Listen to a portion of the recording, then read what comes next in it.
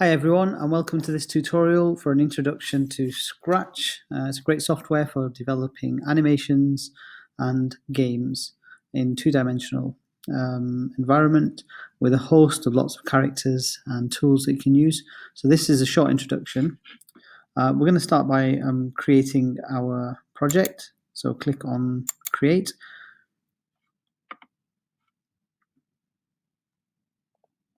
So here's the environment. At the top, you've got the file and edit options. You can always return back to Scratch homepage from here on the left.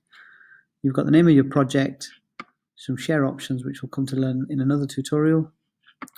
You can see your project page, which is also accessible through the folders, and you can sign into your account so that you can save all your content online.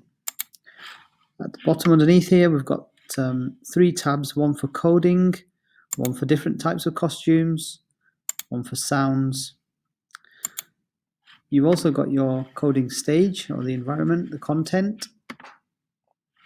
And then on the right hand side, you've got your actual project stage, where you'll see everything taking place for your project.